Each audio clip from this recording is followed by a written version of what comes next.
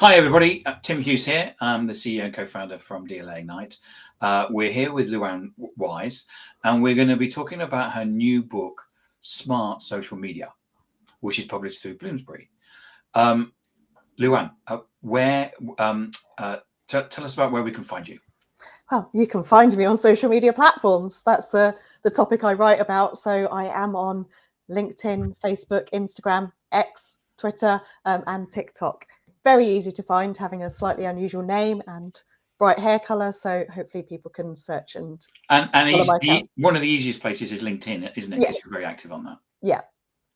So you've published. This is the second time I've had you on my podcast. The second book. Actually, the fourth book. Your fourth book, but My the second fourth time book. I've interviewed you about a book. Yeah. And so you've got a new book out, which has been published through Bloomsbury, which is called Smart Social Media. Yeah, and the subtitle is How to Grow Your Business Using Social Media Marketing, which was a slightly different focus from my previous books, which have been much more aimed at early career marketers, marketing fundamentals, understanding the nuances of planning for social media. They are not how-to books. It would be out of date before you even finish the day if you were to try and do a how-to book on social media.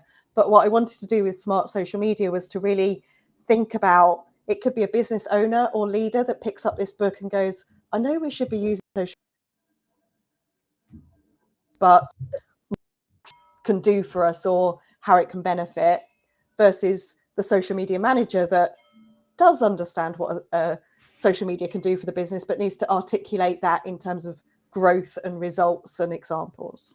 And we have got a discount code, which we're going to show at the end of it over here, aren't we? Yes, hang on. And so thank you, LinkedIn user. Just so you know, LinkedIn user, the reason why your name isn't coming through is you have to give permission to LinkedIn to share your details. It's in the settings. But if you type in your name, then at least we'll know who you are. So in terms of, I mean, I've read the book. It's a really good book. It's exactly how you describe it. What was your inspiration behind this? Well, interestingly, this opportunity, because Smart Social Media is published by Bloomsbury, came up while I was still writing Planning for Success, which I self-published. And It was that kind of, oh, have I got two books here? How's the audience different? Where does this go? But I really wanted this to be case study led. Yes. We've talked too often about, bullet points and this can do that. So I loved the fact, and I feel that this is a privilege of being a writer, is that you can ask people for case studies and you can interview people to appear in a book and you can go off and look at award wins and things like that. I really wanted to find a whole set of case studies, some quite well-known ones and, typical brands that we always mention in books, but also I did some one-to-one interviews, which are a whole chapter in the book with business owners and marketing leaders of like, how has social media marketing helped your business and growth? And I think the other thing I looked at in terms of growth is, what does that mean? And that growth isn't always about money, financial growth. It's not always about headcount and growth that way. It can be about new product launches. It can be about personal development growth as well. So I've examined that, business life cycles, and then try to apply all these case studies to tell that story. I've been on LinkedIn for 19 years and I've been on Twitter for 15 years, but people still seem to think that social media is new. Yeah. And we still seem to be in this perpetual cycle of trying to convince people that social media is actually good for their business. Yeah. And I agree with you. There's a great load of case studies in there, which, if you're having difficulty trying to convince leadership about them, they're great to go through and go, yeah, but this one says this, and you're right. You have to have the ones to say, yes, you can generate money, but it may be more than that. It may be you're a non-for-profit and you need to create awareness. Yeah. And it's about, there's different ways as well. I try to not make it, a single case study that told just one way of doing it. And you're absolutely right. There's people joining social media all the time. And actually, Tim, that keeps us in a job, doesn't it? To kind of keep advocating these benefits. But the particular case studies that I included as interviews in the final chapter, one is someone who's developed essentially a course and built an entire Facebook group of over 20,000 people in it, and how that group feeds the course and the course is supported by the Facebook group. It's a whole ecosystem. There's a couple of stories in there around actually a personal brand, a founder, and how they integrated their kind of personal social media profiles and accounts with a brand and kind of developed them alongside each other, and the importance of like having a face to the business. And then another community example of like building a whole community of professionals around a concept of being a hero, and that leading to events and conversations and how that brings to life.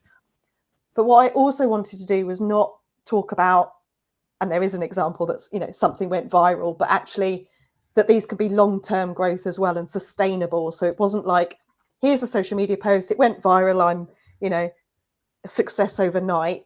That actually it does take time, but then it is, you know, yeah, it's sustainable and creates a business model. So what are the principles for effective social media marketing? As all of my writing and talks and things I do, it's about getting the fundamentals right. Forget the social media and the technology and the apps and things like that.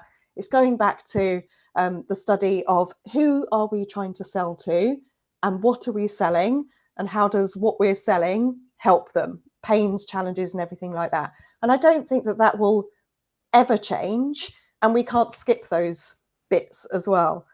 I'm sure I can see from your screen, you know, we both read a lot of books, and so often there's just like this one sentence of like, focus on your target audience, and people go, okay, but they don't actually do that deep dive into who is that, where are they? The target audience is all males and females in the world, you know. Yeah, everyone. But it doesn't work that way, does it? And you've got to really focus and define that, and what platforms are they using and what content do they want, and messages. So it's all about getting those fundamentals right, but also really importantly, social media marketing is only going to help your business if you align it to a business strategy, if you know why you're doing it. And I think social media for business is a slightly different hat for people to put on, because we all use social media in our personal life. And I think people's kind of views of it are often tainted by their personal views of Facebook or TikTok, but we need to take that personal use off with friends and family and entertainment and go, I'm using this for business. How can this help? How can I really focus and drive results from it? And it's a different mindset. Yeah, I've had conversations with many a person about why the last thing they need is to go viral. Yeah. And because it's always that what we need to do is go viral. So no, that's the last thing you want. Yeah. Because because you're not able to actually find out who it is that that have looked at it. Okay, a lot of people have looked at it. You know, we know someone who's had a post that's had like over 1 million views on LinkedIn. How much business did he get from it? 0. It would be nice sometimes to get some interaction and engagement, but one, it would skew all your results and all your activity for the next few weeks and months. But it will always be on a post that isn't necessarily meaningful or results driven for your business. And we could sit here and go, oh, I went viral on this. And you go, it was a picture of you and your cat. It was a cat video. Yeah. Something like that. And you're kind of like, that's nice. I'm glad people engaged with it. But that's not going to drive any results. The same as all these posts that we see, Tim, about number of leads generated, a number of calls a week someone has had. They never put the conversion on there. So what I think you're telling me is that you need to know who your customers are, or who they are, why they bought, and things like that. Yeah, absolutely. What is it your business, your product, your service, your people is helping people, helping you, those in your audience achieve? Are you educating them so they know something differently? Are you giving them something that's going to make their working life easier, productivity tips, etc.? If you're not focusing on what you want them to think, feel, or do as a result of seeing your content on social media or finding your profiles and being more visible, it's not going to contribute to anything. John's made a great comment, which I'm going to bring up, which is being able to bring up reference material examples is invaluable when talking to people about social media and getting their buy-in. Thanks, John Ballantyne. Yeah, absolutely. This is something I probably learned quite early on as a consultant. I was working within a very large corporate. I'd done my document and my report and presented it. And, one of the leadership team said, but what's X doing? What's our key competitors doing? And I was like, oh, and they just wanted examples because they either want to be doing the same as what their competitors are doing or doing what they're not doing so they can be first to market. And one of the best ways, as John has said here, to get buy-in is go, this person's doing this, or here's an example of this, or have you seen what these are doing? Because it almost like validates your business case, and people feel more comfortable if they can see that someone else has done it already. Yeah, I usually ask the question, so who are the last 3 people that followed your competitors on Twitter? Yeah. And you always get a blank. Yeah. And well, is this not, can you not, these are people, could you not sell them something? Well, and I think one of the most valuable parts of social media is comments, and you look at who's commenting on other people's posts, whether it's a similar product or service or an individual. That's where the golden nuggets are, is who's engaging with them, who's having real life conversations. So why do you need a plan? Because otherwise, you need focus. Because the thing is, you see, Yeah. Luan, is that we go off we immediately go squirrel, Yeah. and we go off and start looking at the comments rather than, because the plan's really hard, isn't it?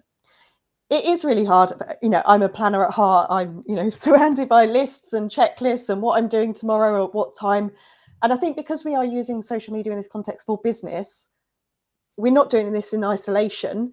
We're having to present that plan to other people. We're having to get buy-in for it. We're having to get budget. We're having to get resources, and we're having to commit to what we're going to achieve.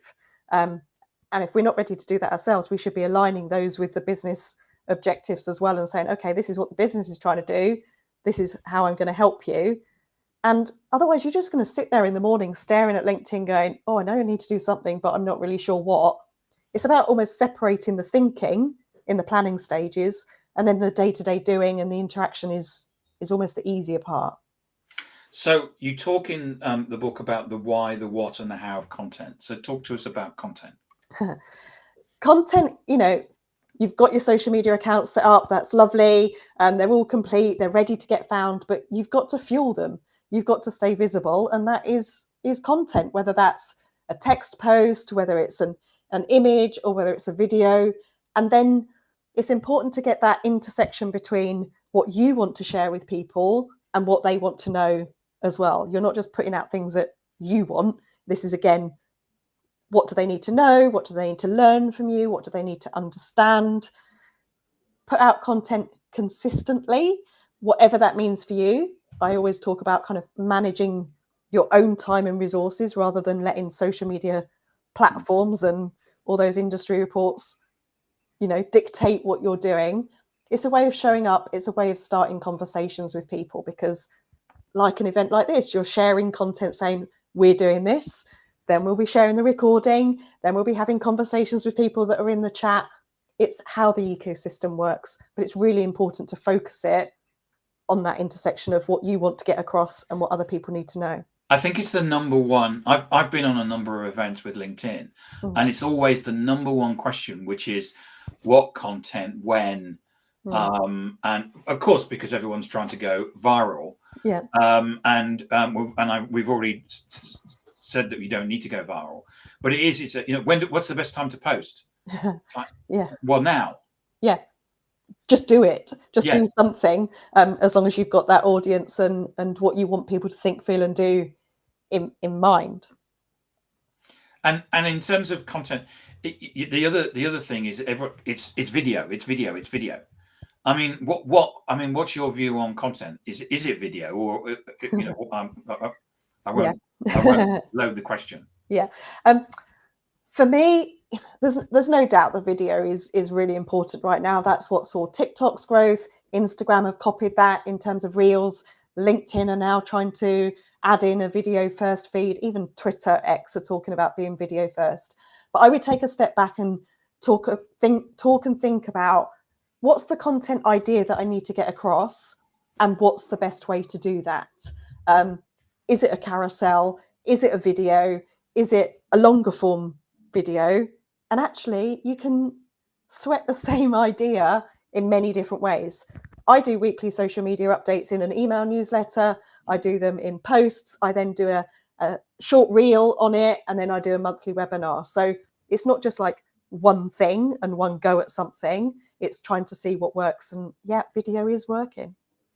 And there's lots of tools. You know, I've started using what's it called, Opus clips, to take these pieces and turn them into 1-2 minute videos. Yeah, repurposing. There's lots of tools out there, particularly AI driven tools as well, which is making it a lot easier for people to do, but is also kind of adding to our skill set, isn't it? That, you know, 20 years ago we wouldn't have been video filmers, creators, editors, posters, but it works. Yes, yes, and I mean, you know, the fact that we can come on here and do this pretty much for free, yeah, it still amazes me. You talk in the book about collaborations. Tell us about that, because you know, that's one of the things. I mean, it's one of the things I learned in leadership was you need to collaborate with people, and it's like, do you really? I want to do it myself. Yeah, I think there's various bits of terminology around this. There's collaborators, there's influencers, there's ambassadors, there's partners. But because this book was focused about growth, what's one of the easiest, quickest ways to do that? Well, it's to partner with someone who has an affinity with you, shared values, who has an audience that perhaps is the same as yours, or is the new audience that you want to tap into. You know, in the same way we're doing this is reaching both of our audiences. Other events I do reach 2 audiences. It is important to choose the right collaboration, so that there's no conflict or, you know, misalignment of values, but you're getting at least a double whammy of audiences.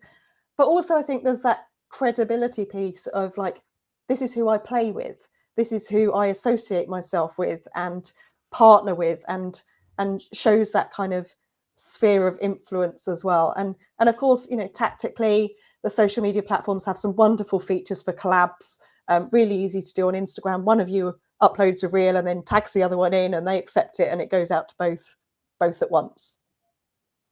Yeah, and we do a podcast where we sometimes have, there can be 5, 6, 7 of us internally and a guest, and it all goes out to so, you know, there's the reach on it can be immense. Yeah, you know, piggyback on other people's audiences, but just make sure that that's the right people. So while we're still talking, I'm going to put the discount code up.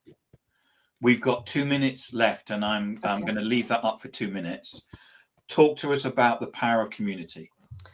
This is similar to, but different as well, from this kind of collaborating with other individuals, in that communities are finding where your audience hang out. So, you know, can you find those Facebook groups, LinkedIn groups, Reddit threads, exactly where your audience is? Can you find communities which will provide you information and insights, because that's peer-to-peer, for example, and being in there and seeing the questions they're asking can give you content ideas, but also being in there and being helpful, answering people's questions, showing up, being visible. It's just that really gentle messaging process of hanging out, having chats with people. We call it social selling, building relationships. But, you know, if you find these groups, and there's some really niche groups, there's some really large groups as well. Again, you're finding where your audience is. Some people build their own communities. I like to hang out in others. Luan, thank you so much for that. I've got, I'm just going to, I wonder if I press that, what happens? Ooh. Okay. So Andrew says, good afternoon. Social media used correctly is such a useful tool, and a 2-minute clip can get more information across than the booklet. Very, very true, Andrew. And if I go back to the, I'm going to put your discount code up. And just to remind people, this is for the Bloomsbury website, not for Amazon. Yes. Luan, thank you so much for coming on and talking about your book, Smart Social Media. And we can get it on the Bloomsbury website, or we could go to Amazon. Yeah, and it's also Waterstone's website and some of the larger city centre stores in the UK.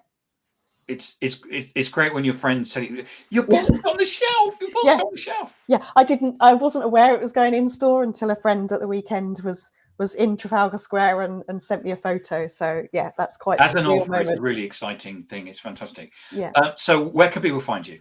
As I said, on social media, I've got a website. Search for my name and I should come up. You'll find out. They'll find you. Thank you so much for coming on and talking about your book. It's a great book. Really enjoyed it. And you know, as you say, it's a great book for talking about getting into and starting with social media. Yeah, it's starting at the beginning, but